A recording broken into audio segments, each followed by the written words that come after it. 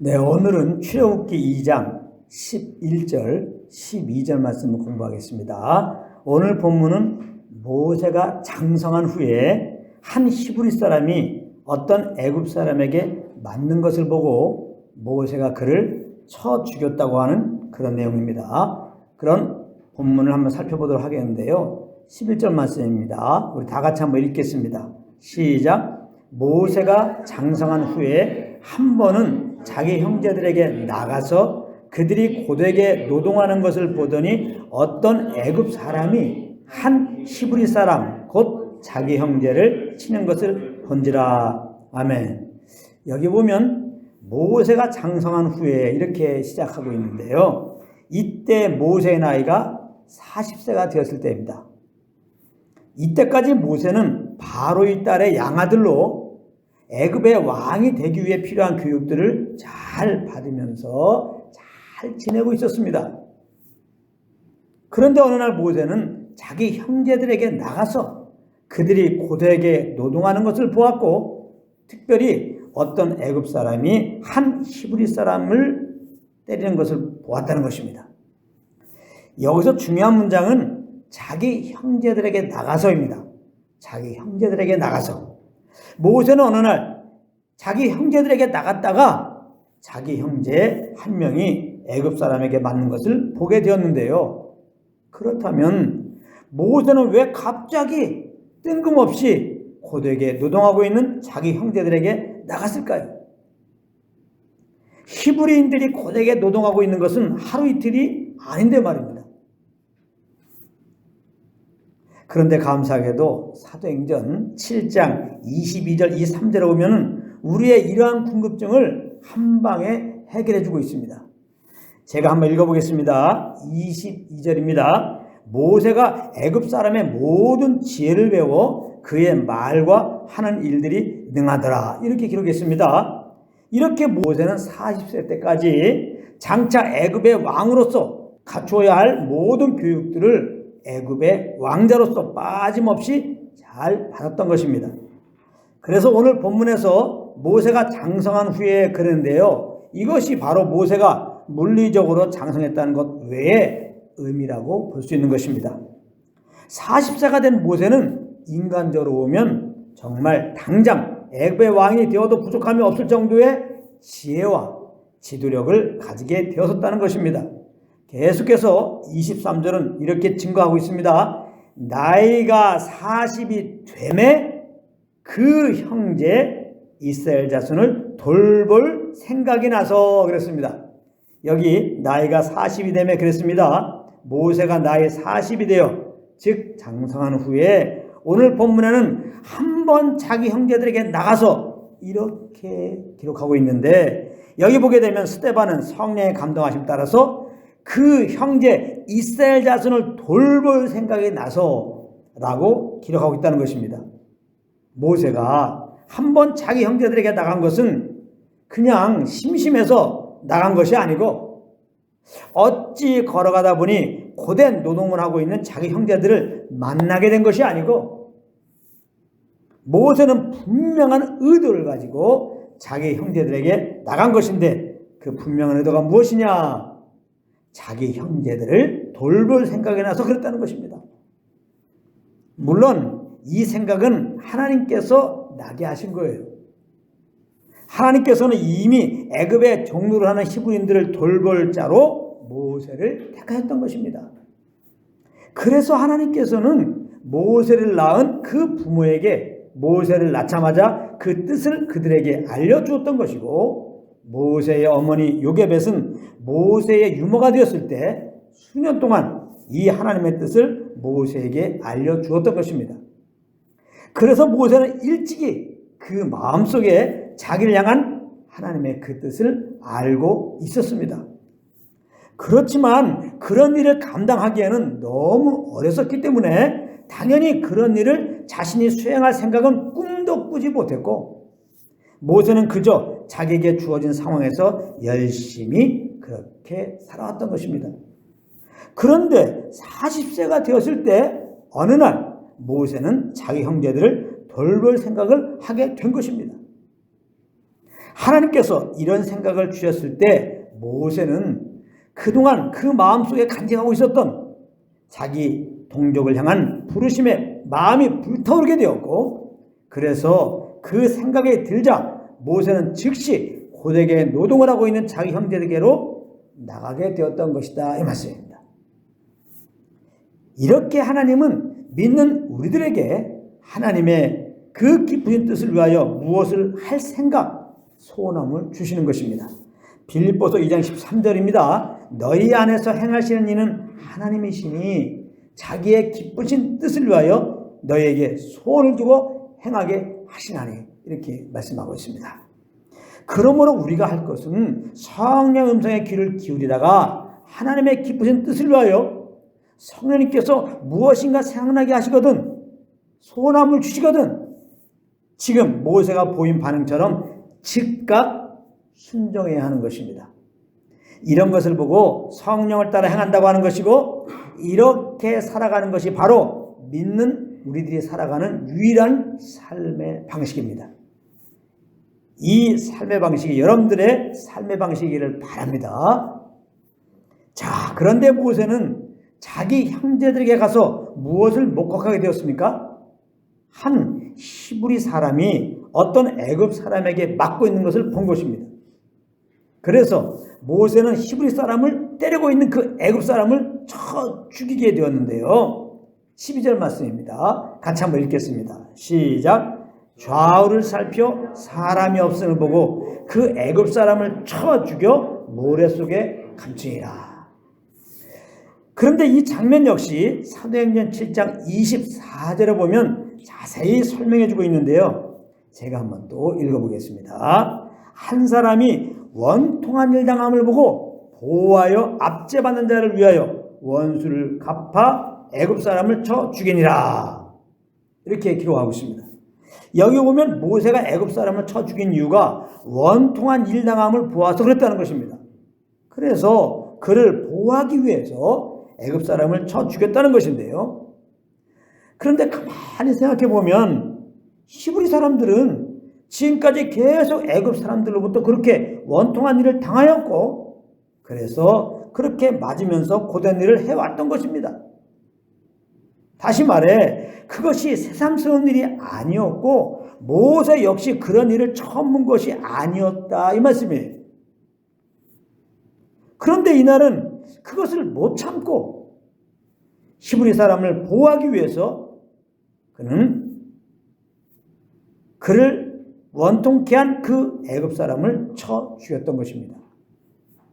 그렇다면 모세는 왜 애굽 사람의 그 불의 앞에서 평소와 다르게 그렇게 행동했을까요?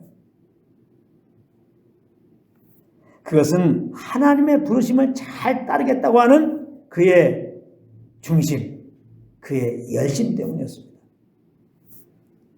자기를 히브리 사람 돌보는 자로 부르신 하나님께서 히브리 사람을 돌볼 생각을 주셔서 그들에게 나가보니 한 히브리 사람이 어떤 애굽 사람에게 원통한 일을 당하고 있는 것입니다. 그래서 모세는 그 히브리 사람들을 잘 보호하는 길은 그를 괴롭히고 있는 애굽 사람을 당장 죽이는 것이라고 생각해서 그를 당장 쳐 죽인 것입니다. 그런데 이 일이 빌미가 되어서 결국 모세는 어떻게 되었습니까? 신학인 광야 40년의 생활을 맞이하게 되었던 것입니다.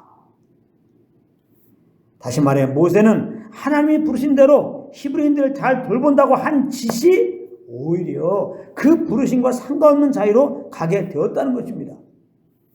이것은 무엇을 말해주는 것입니까?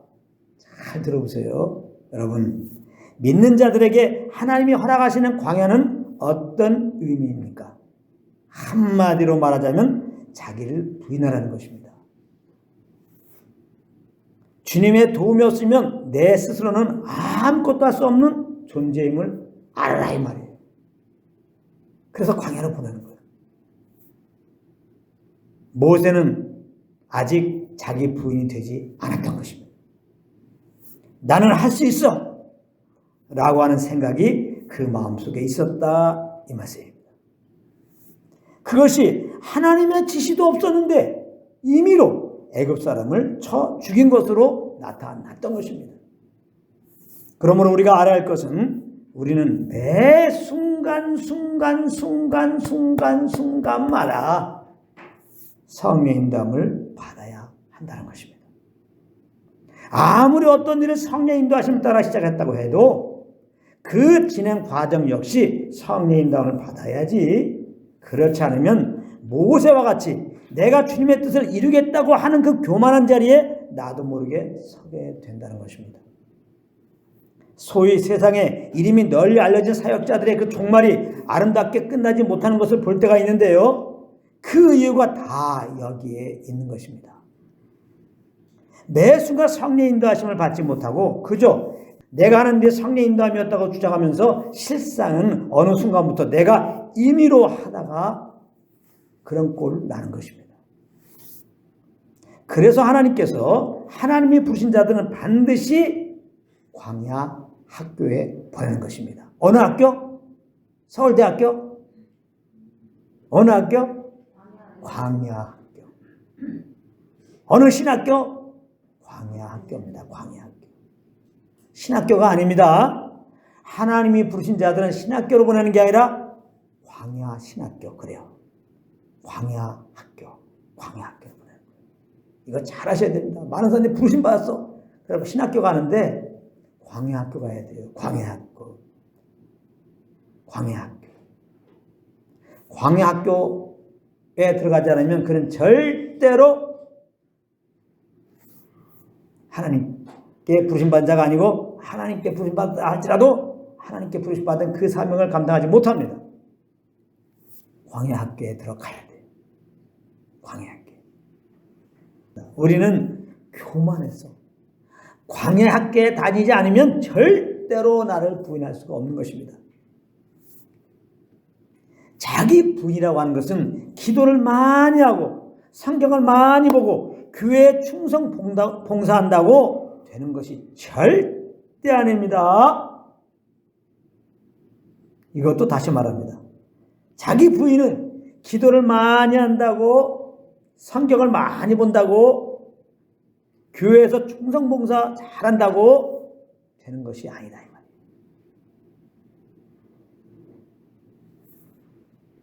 오직 자기 부인은 광야 학교에 들어가야 되는 거예요.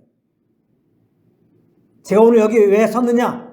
광야 학교에 입학하라고 입학 설명회 하러 왔습니다. 저는 광야 학교 선배님으로서 이 광야 학교에 반드시 들어갈 이유를 말씀드리고 있는 겁니다. 물론 죄의 종로를 하는 나는 그리스도와 함께 이미 십자가에서 못 박혀 죽었습니다. 그런데 문제는 삶 속에서 자꾸 죽은 내가 살아난다는 것입니다. 내가 부인되지 않는다, 이 말이에요. 그래서 하나님께서 부르신 자들을 광야 학교에 보내시는데, 광야 학교에서 무엇을 가르치는지 아십니까? 광야 학교는 과목이 오직 하나야. 광야의 학교에 들어가면 배우는 과목이 오직 한 과목. 그 제목 이름이 뭐냐? 자기 부인입니다. 자기 부인. 그리고 그 수업 내용이 뭐냐? 특별히 설명할 거 없어요. 성경 구절 한 구절 알려드리면 돼요. 갈라디아서 2장 20절입니다. 광야 학교에서 하나님이 집중적으로 가르치는 유일한 성경 구절, 갈라디아서 2장 20절입니다. 제가 읽겠습니다. 내가 그리스도와 함께 십자가에 못 박혔나니 그런즉 이제는 내가 사는 것이 아니오 오직 내 안에 그리스도께서 사는 것이라. 이제 내가 육체 가운데 사는 것은 나를 사랑하사 나를 위하여 자기 자신을 버리신 하나님의 아들을 믿는 믿음 안에서 사는 것이라. 이게 내용이에요. 광야 학교에 반드시 들어가야 되는데, 광야 학교에 들어가면 배우게 되는 유일한 과목, 자기 부인, 이 과목을 배워야 되는데 이 과목 내용이 뭐냐? 갈라디아서 2장 20절이란 말이에요. 여러분, 믿는 나는 그리스도와 함께 십자가에 못 박혔습니다. 나는 죽었다, 이 말이에요. 그래서 믿는 자들은 내가 내 임의로 살면 안 되는 거예요. 그건 내가 사는 거예요. 성령의 조명으로 내가 그리스도와 함께 십자가에 못 박혀 죽었다는 것을 알게 되면 내가 살지 않게 되죠. 성령의 조명이 이것을 모르니까 자꾸 내가 살아나는 거예요. 그래서 광야 학교에 들어가면 교수님이 한 분 계신데 그 교수님 이름이 누구예요? 성령 하나님이라고 해요. 성령 하나님. 성령 하나님께서 너는 이미 그리스도와 함께 십자가에 못 박혀 죽었다. 죄의 종로라는 너는 나는 할 수 있어. 나는 할 수 있어. 라고 교만 떠는 너는 그리스도와 함께 죽었다. 그리스도의 십자가와 함께 너는 죽었다고 집중적으로 가르친다. 그래서 성령의 조명으로 이 사실을 알게 되면 그 열매가 뭘로 나타나요? 나는 죽는 자리에 간다. 날마다 죽는 자리에 간다. 내가 임의로 무엇을 하지 않는 거죠. 믿는 우리들을 인도하시려고 그리스도께서 우리 안에 오셔서 지금 살고 계신다.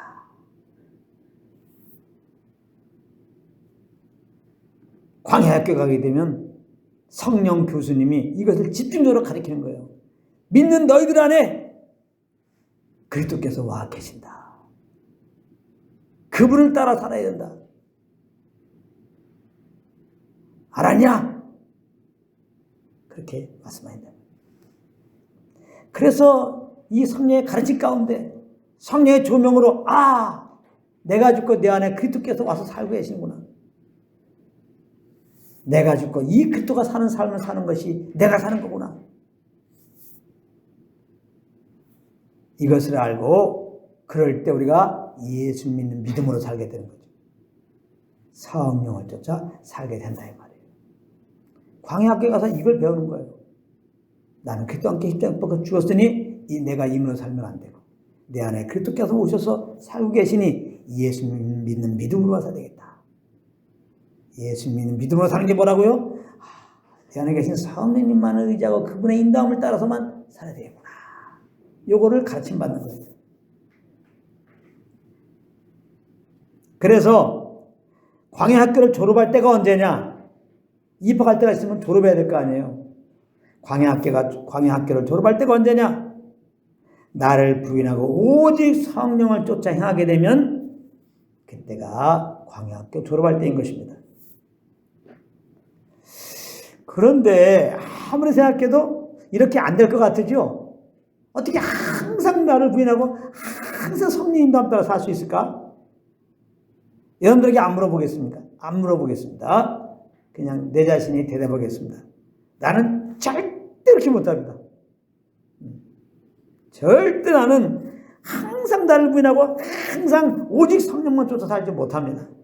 난 내가 알아요. 아무리 내가 그렇게 살려고 해도 난 연약해서 그렇게 못해요. 여러분들에게 물어보나 말합니다. 똑같은 대답일 것입니다. 아무리 생각해도 이렇게 못합니다. 그래서 우리의 인생이 곧 광야 학교인 겁니다. 아시겠어요? 자, 그렇다면 광야 학교에서 무엇을 배운다고 했습니까? 나를 부인하고 오직 성령의 인도함을 받는 것을 배우는 거예요. 그러므로 우리는 날마다 이 수업을 받다가 사실 천국에 들어가는 것입니다. 그런데 감사한 사실은 마지막 말씀입니다. 마지막 말씀. 하나님께서는 우리 수준을 너무도 잘 아시기 때문에 비록 우리가 이 땅에서 광야 학교를 완전히 졸업을 못해도 우리가 그저 졸지 않고 잘 배우려고만 하면 그때마다 하나님께서는 평강과 희락의 상장을 주신다는 것입니다. 할렐루야. 요거는 우리가 받아야 되겠다 이 말이에요. 우리 모두 이 상장을 받으면서 사시는 여러분 되시기를 우리 주 예수 그리스도의 이름으로 축원합니다.